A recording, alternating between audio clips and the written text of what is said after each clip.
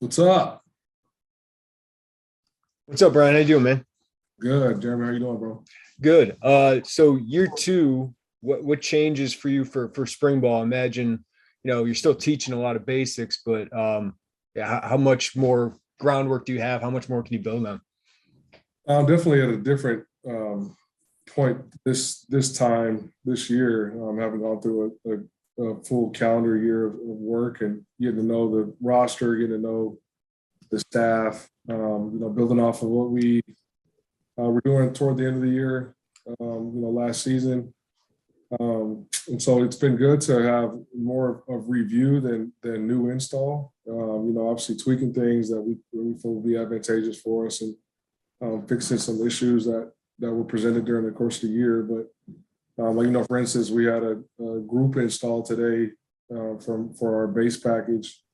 The one that now you're able to sort of get the big picture out there to everybody, so everybody can hear what the D line is doing and what they're looking at, or why the secondary is rotating the way it is, and why we're calling certain calls. We're calling this call because it's early downs and it's a good run defense that protects you against RPOs, and just diving into the intricacies of the totality of the defense rather than, okay, this is your assignment in this call, this is what you need to look for from an individual standpoint. I'm sure it's bittersweet for you to kind of see Kirby going through this draft process because he had such a great year and is close to that. But not bittersweet, man. I'm happy for him. Yeah. But obviously, you got to replace such a great player who's such a strength for you. What are your options at that position, and who can you kind of turn to there? Well, we had moved Kendall Smith to safety toward the end of the year last year from corner. I thought he played well when he was in there at the safety's position. Another guy, Prince Green, who redshirted a year ago. He's a big, long, rangy safety that is smart and was really putting a lot of overtime work in this winter session. And then, I'm looking forward to seeing Quan and Sydney's progression. Those guys, the beauty of what Coach B does from a calendar, setting a calendar standpoint is this 8-week cycle they get recruiting or lifting before we head into spring ball. So, the guys look ready to play football right now. And so, I'm excited for those guys. And we got guys in that room that are savvy vets and do we need to make up one person's production from one player? I don't necessarily think that's the case. But I think we can make up that production as a total unit for sure in terms of the turnovers. And Quan was so good at nickel towards the end of the year, especially. Would you like to keep him there, or does it matter to kind of move him around? Like, obviously, if he's the best player at free safety, you might want him there too. Right, and that's the kind of the beauty of springtime and going through fall camp. But we're gonna mix and match those guys all over the place, throughout the course of a practice, just because they where they are within the understanding of the scheme, and also trying to figure out what we need to do to get guys in the right spots.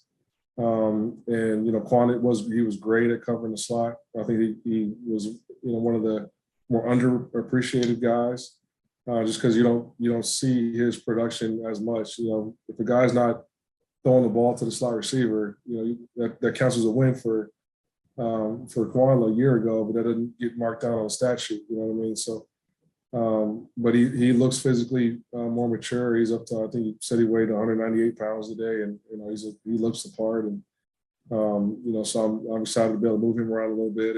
And Sydney's another guy that can play in the slot. I know we put him in the box a year ago, but he's also one of the quicker, faster guys we got on the team. So it'll be fun just to mix and match those guys and maybe throw some corners in there to cover slot as well. Thanks, Sean. Appreciate it. Yeah. Hey, Coach. Fans always love to hear about newcomers this time of year, and you got quite a few early enrollees on campus. Who are some guys that have kind of jumped out at you so far in workouts? Just off the top of my head, from a workout standpoint, T-Raw, he's a hard worker. He's exactly what we thought he was going to be in terms of a motor standpoint, and to be as big as he is and to have as light of feet as he does. I'm excited to see how that translates to the field. Another new Jared Beatty, true freshman. That can be a tall task to step into a collegiate program with the rigors and the schedule that is required to have success. And he has had success through these workouts. He's put on a lot of good weight. Does not look like a freshman. Another guy that has a high motor through the workouts and has been doing extra. I see him up here all the time, meeting with Coach Kane individually, trying to get the defense down. And I'm excited to see what his progress looks like, or what his weight room numbers look like, on the practice field. How about some redshirt freshmen that we didn't see a lot of last year? Anybody ready to make that jump this year? Yeah, I mean, like I talked about Prince Green, from the linebacker room, Kanena is another young guy that's explosive. We'll have a litany of new corners that didn't get a lot of snaps a year ago that will get a lot of key snaps this spring. And then one guy up front that's really made leaps has been Seth McConnell. He looks, his body is completely transformed. I know I've sung Tank's praises all year, last year, but what he's done with those guys just solidifies and validates everything I thought about him going into this offseason. One more quick one, if I could. Elijah McCantos, the cornerback, was pretty highly recruited kid. Looks like a really good athlete on film. But do you think he's ready to play, as a freshman? I don't know. We had to have. He'll be, medically unavailable in the spring. Just had an old high school injury that we were able to get him up here and fix a rehab. So I'll be interested to see what he does in the fall for sure. Thanks, Coach. He definitely looks the part, though.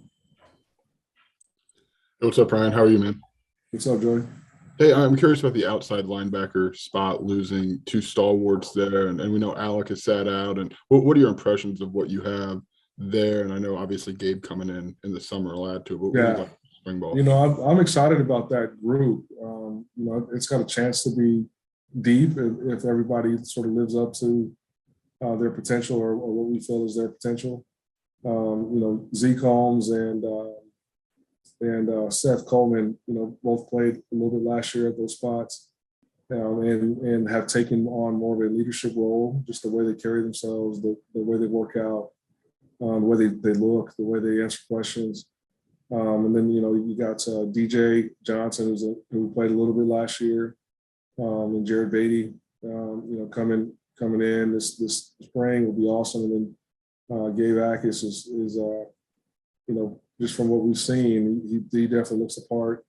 And so, I'm excited for that group, and Coach Kane's done a great job with those guys and getting them to play consistent. And he's done a good job of recruiting to that position as well, just getting length and size on the edge for us. And then you guys, I know Jeremy had asked about the defensive backfield, but kind of replacing the spine of your defense, losing Rob, losing Jake, losing Kirby. How do you go? I mean, it seems like a lot, but is it as much as it seems like to me? Like, what's the process of kind of replacing? It's weird. Obviously Rod had a lot of meaningful and a lot of good production for us. But when he was out, like Calvin Avery flashed heavy at times. And then, Vertus Brown, when we brought him from offense over to defense, especially in that Iowa game, he had to play a lot. And I thought he played well that game. We added T-Rob, and again, I'm excited to see what he does in the spring. And then, the Mike backer, it was an awkward year because Jake was hurt, pretty much halfway through the year. And so you got to see the emergence of Tariq.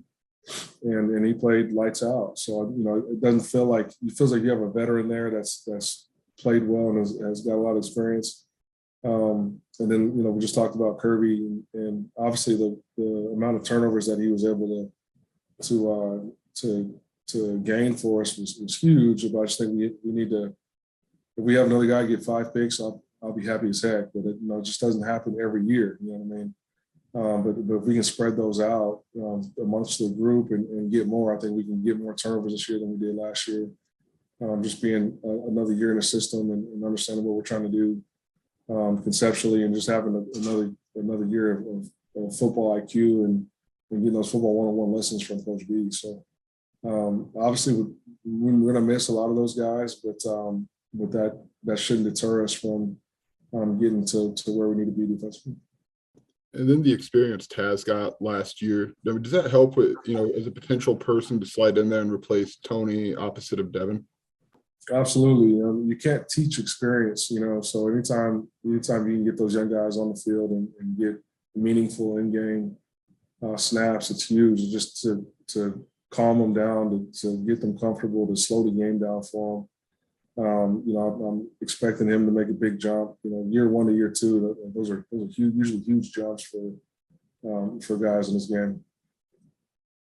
Thanks, Ryan. I appreciate it, man. Ryan, what do you expect? Sorry, go ahead and skip me. Sorry, Matt.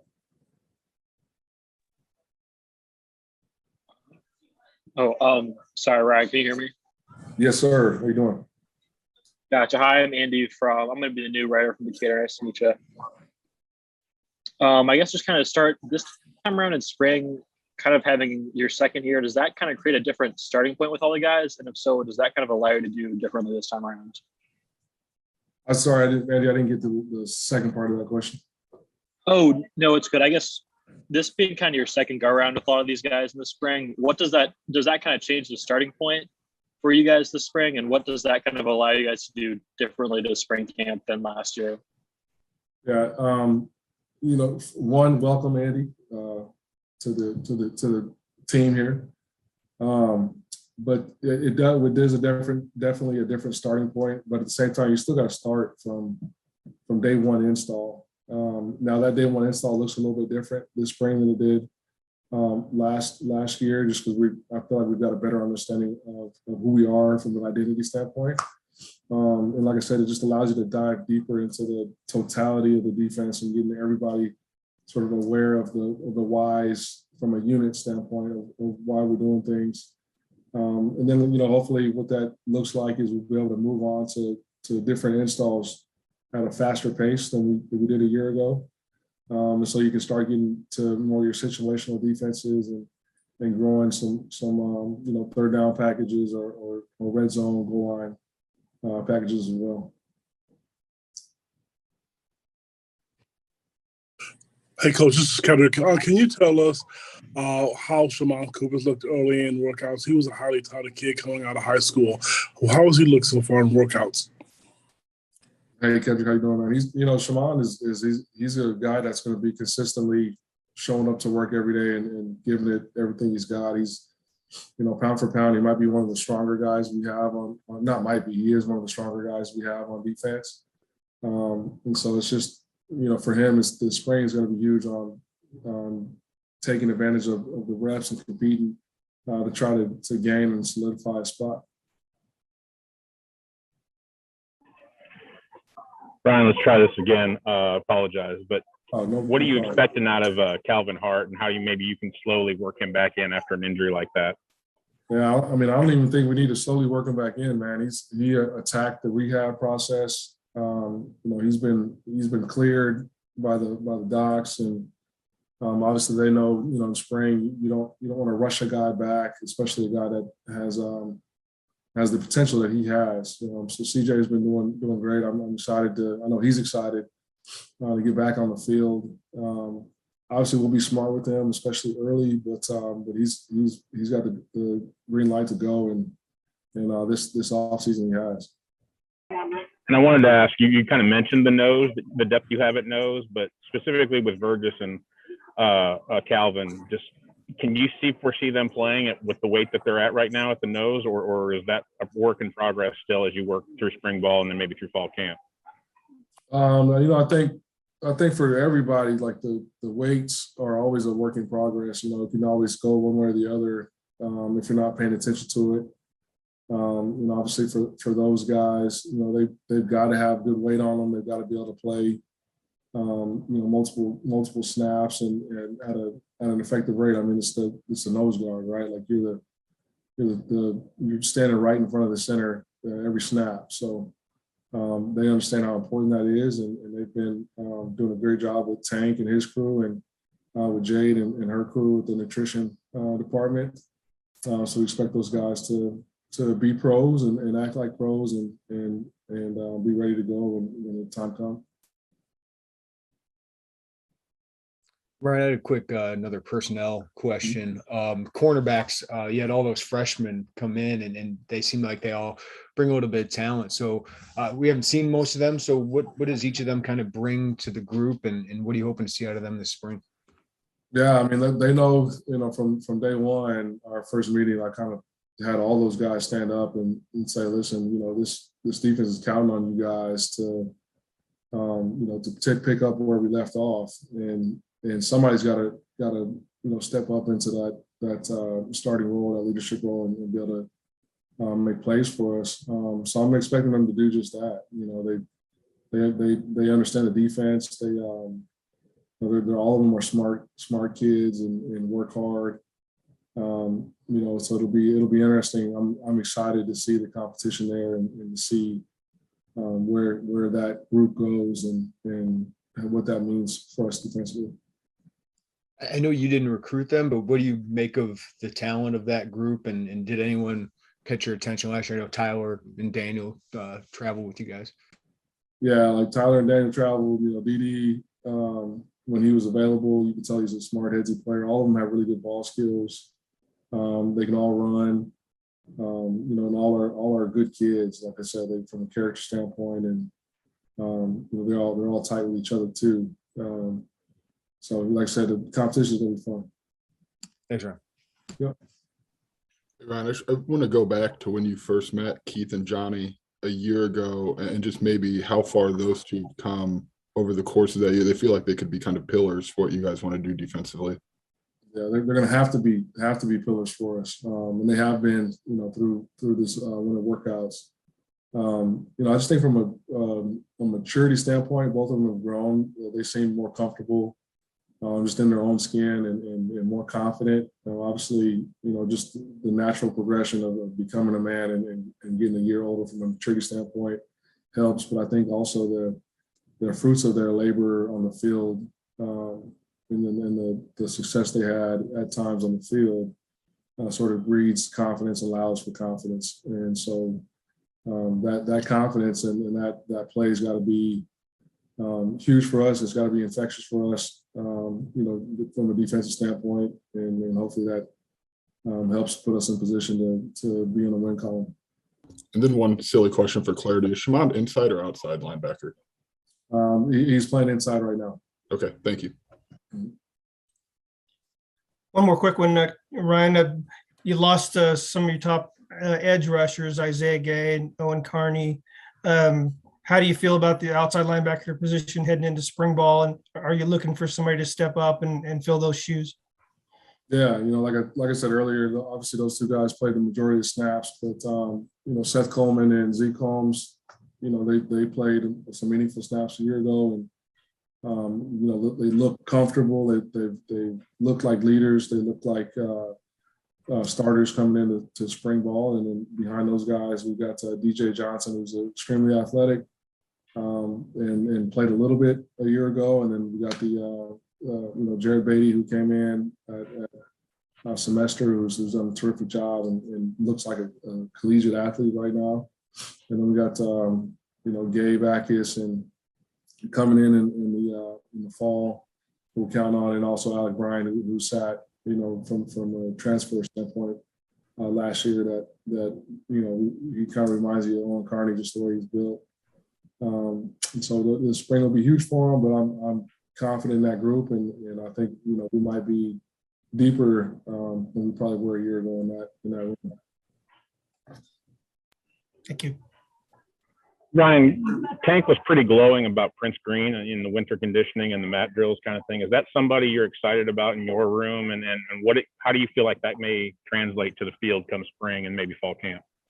Yeah, I'm excited to see what Prince is going to do because of, like you said, because of what he's done this semester. I see him up here, more than I did during the fall, just trying to get extra work. I think he's been up shoot almost every afternoon, just watching film. His body looks different. He's more confident, more comfortable. It's hard it can be hard to leave home and be out on your own in a completely different environment. And so I just think he's more comfortable now. The guys in that room have embraced him and are confident in him as well. So I'm excited to light a fire under him a little bit this spring and baptize him into what we got going. Thanks, Ryan. Appreciate it. Right. Jeremy, how are you? Good. So I want to ask you about Tommy Devito, obviously a new quarterback in here that had his position before you had your position at Illinois. So what's been your interaction with him and what's been your impression of him and his fit in your offense? Well, I think it's he was one of the first guys that I reached out to when I took the job, and we most all the quarterbacks we talked, and he was certainly one. We had a good initial conversation, and then just kind of slowly and surely you're chipping away at that relationship. And there's nothing that expedites that relationship more than being on the field for practice. Just some limited interaction with all of them, which has been good and positive. But I'm really excited about getting on the field and actually starting to have those interactions as we go about our business from an individual standpoint, team, and then film corrections and the war room with each other. So all that's coming down the pipe real fast, and excited about the opportunity to work on those relationships with all the guys. I know Tommy's here for a year. So what's the importance of getting him in here for spring ball, and what is the importance with you guys having all of that time together? Yeah, that's super critical. Every rep, every practice just makes such a significant difference. I mean, there's just no substitute for it. And I think all football coaches can speak to this, at least the ones that were affected 2 years ago. When I first went to UTSA 2 years ago, it was a COVID year with no spring ball. And I think that was a real enlightening moment for me as a coach to have a greater appreciation for what exactly those 15 practices mean. Because, all of a sudden we're getting ready for a game 2 weeks out before camp starts. And that was the amount of time you got to teach and instruct. And there's just no substitute for being able to have a guy, here at the initial stages of installing the offense and then making it come to life through practices. So I think this is going to be a real valuable time for him. And just what did you see of him on film? I know he brings a lot of confidence. It seems like that's for sure.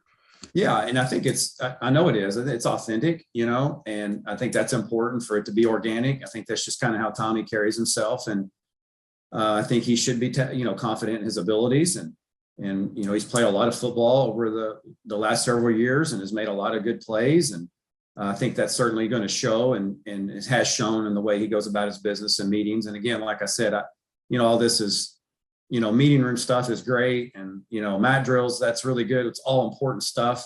But now as we peel that back and get to be on the field, I think I'm going to learn a whole lot more about not just Tommy, but the rest of the room and the rest of the offense as we get going tomorrow. Thanks. Appreciate it.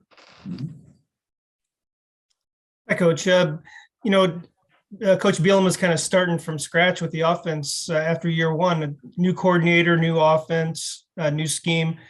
And this is the first time you've had your eyes on these players. So what are some of the challenges, in breaking in a new offense in the spring? And how much of it do you think you can get installed by the end of spring ball? Yeah, I think, obviously, anytime you're starting over, you're starting a new language, right? That's really the base challenge. A lot of the same plays schematically. There's only so many plays out there, right? I mean, there's just so many plays. It's about how you name them, how you apply them.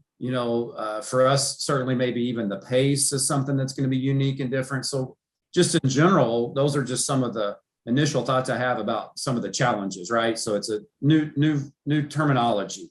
So everybody's learning a new language. Guys have done a really good job of spending time on their own, developing and understanding what's going on. But again, there's no substitute for doing live action in the course of a quick turnaround of in between whistles and trying to snap the ball maybe a little bit more quickly than what has been done before. So, from a language standpoint, And then me getting to know them and them getting to know me as a coach and as their leader. Really spent an extensive amount of time with our staff offensively, and they've been awesome. And so I think we know each other really well. And I've chipped away at the players' understanding and knowing me. But now, again, the recurring theme here is there's just no substitute for being on the field with them and for being in the huddle and going through practices and evaluating practices.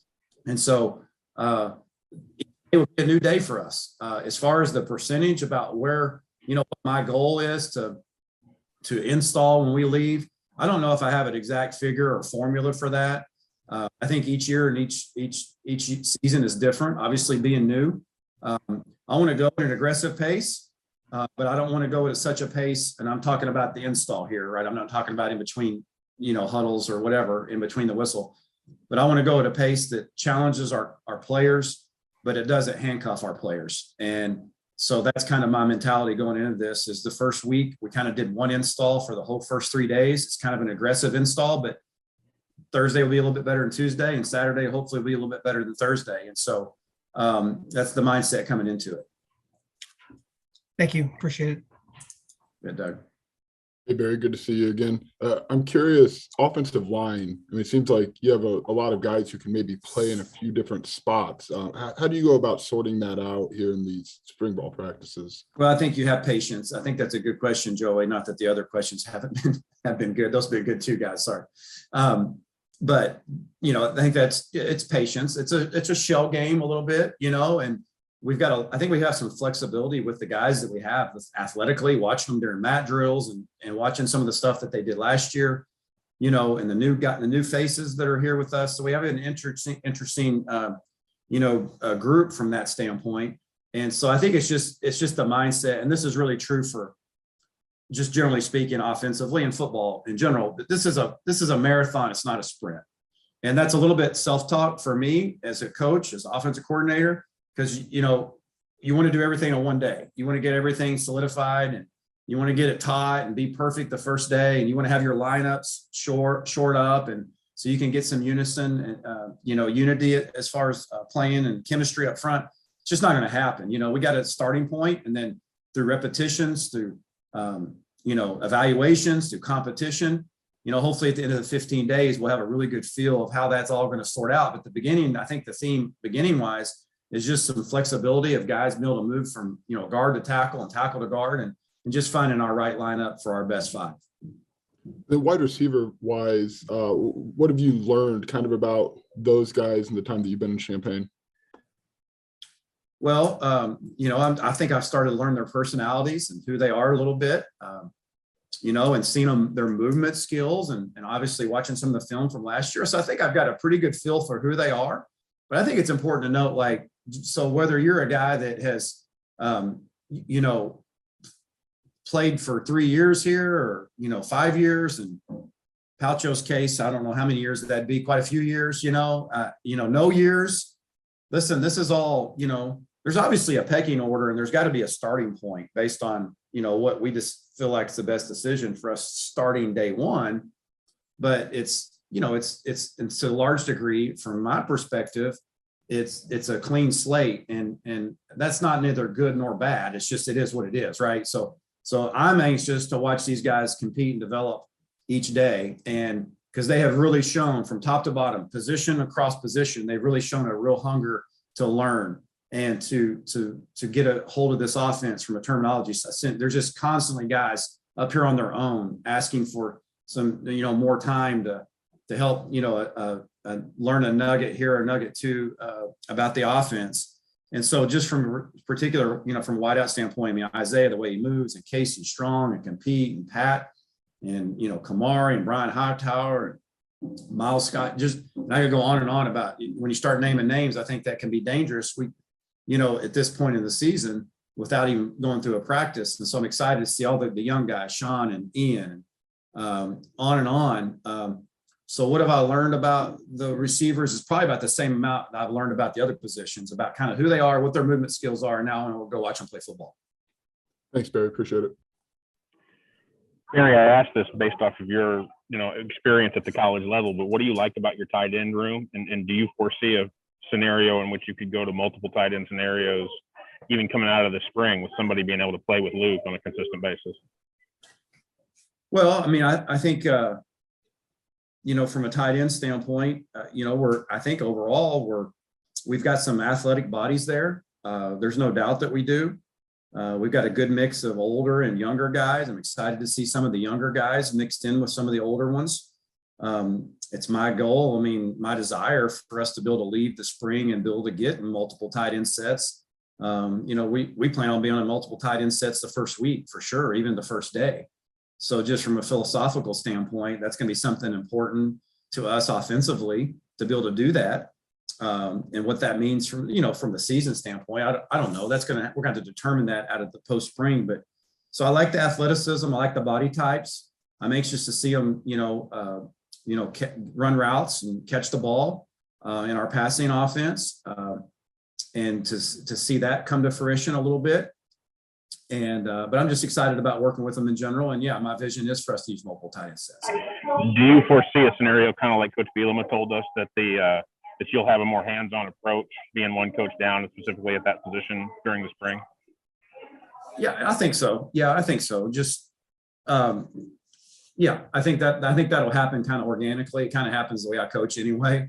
Just being out there, especially with me, the offense being new. And although, you know, I know there's no doubt in my mind that our coaches have really done a great job of, you know, learning and mastering the terminology and the offense. But at the end of the day, this is something that this is the offense that I brought here and installed. And so, I should be the one that knows the details and the intricacies of it to be able to communicate even on the field. And especially at that position, that's something that I'll have to do as far as picking up the slack. That'll happen, I think, pretty naturally. Thanks, Barry. I appreciate it. Yeah, you bet, Matthew. Barry, had a follow-up. Obviously, your offense is different, and that's why, and you're different. That's why Coach B is bringing you in. But what is the biggest change for the rest of the staff or these players in transitioning to this offense this spring? Well, I think it's probably twofold. Obviously, first the vernacular, right? Learning the new language, because, like I said a minute ago, there's only so many plays, right? There's also so many terms in football. I mean, so some of the terms that we've used are, kind of mean something different that maybe what meant in previous years, right? So that the vernacular creates a little bit of a challenge. But that's kind of, I think kids and players and coaches, anybody's been in football, they just kind of understand that. Each year and each system means something different. So that does create a challenge. And I think the other thing, obviously, is, just maybe what's going on between the whistle, between the balls being snapped, when you run a play and then, when the next play's run, just what we're going to do, just in general, not consistently, not every snap, but there's going to be some differences there. And maybe the pace that we play with, how the play's communicated, i.e. no huddle or back up on the ball. And so those are the types of things that would be unique to what we're in the transition, and not unique in football. And to be honest with you, not probably unique to a lot of the players that play on our system, that in high school or previous system here, we're used to doing something maybe a little bit more comparable to what this is going to look like. I'm not saying, we're going to huddle. There's going to be times we huddle. There's going to be times where, that we do those things, but those two to me would be the biggest challenges. And these guys have gone through, a lot of these guys have gone through transition before at coordinator. How have they kind of seen them respond to you? How have you kind of seen them, bring this in, especially after last year not having that much success? Well, they've been great. I mean, they from just across the board at every position, and it's been really, really good. I mean, it really has been, and really that's kind of been on a, the relationship there hasn't gotten real deep with a lot of those guys. We're chipping away at it, but ultimately there's no substitute for being in the heat of the battle with these guys. And that heat of the battle for us is spring practice. That's a daily grind. It's a weekly grind. It's a lot of meetings together. It's me getting up in front of them and running meetings. And that's starting to come to fruition a little bit more each day as we move forward. So that only strengthens that relationship. But they have been wonderful so far. And I would anticipate that to continue and only strengthen as we get going football. Great. Thanks, Barry. Thank you, Jeremy. Coach, you stepped into a pretty good situation with the running back room on this team. So my question about that would be, as a play caller, do you have an overriding philosophy? Are you a feed the studs kind of guy, a system guy, or a little bit of both? Yeah, I mean, I think just, generally speaking, you got to think players, not plays, right? I mean, that's, to your point about feed the studs or whatever. I don't have that necessarily vernacular. I love saying vernacular. That's my word day to day for some reason, but that, I don't have feed the studs mantra, but really that's what it comes down to, right? Is like, listen, you got to think players, not plays. And I'm talking about that's not every down, every minute of an offensive scheme, but certainly we want to get the ball to the guys that deserve it, and you earn the right to get the ball. That's not given. And that's something I'm excited to watch these guys at every position go out on a daily basis here and earn the right to get the football. And I know we've got some talent there, and we've got to run the football. You win championships, you win conference championships through running the football, and that's never going to change. And that's going to be the starting point of who we are offensive. We got to run the football. We got to run it well, and that's all guys across all positions. That's all 11 guys on the field. Wide receivers blocking on the perimeter, got up front. Quarterbacks doing their part in the run game to keep the boxes, from being overloaded. Then obviously the running backs, but we're going to think players, not plays. Thank you. Hey, Barry, one more about Tommy. Beyond like on the field, seeing how they throw the ball, how you guys interact, and these kind of 1 year deals with one another. How do you go about building and quickly building, I guess, that trust just person to person between the two of you? Experiences. I mean, really just experiences. Playing or practice experiences when you're going against a defense and you're in that film room and you're getting things corrected, heat of the battle, so to speak. And then obviously working on those things off the field as well. There's got to be a twofold part of that relationship. It can't just be all football all the time. And I think those can't be fabricated. And it's not just about the quarterback, but it is important at that position, obviously, to really get inside their head, for them to know you to know them. And there's just no substitute, for being out there with a guy. It strengthens bonds. It strengthens those coaching play relationship. When you give them information that helps them and they receive it and they go apply it, that strengthens the level of trust, right? And at the end of the day, that's, my goal is to earn their trust as their coordinator.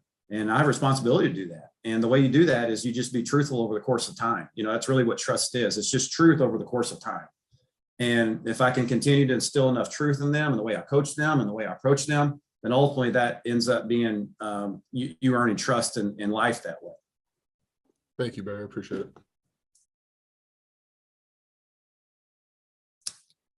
Good. Thanks, Barry. Thanks, everybody. Good to see you.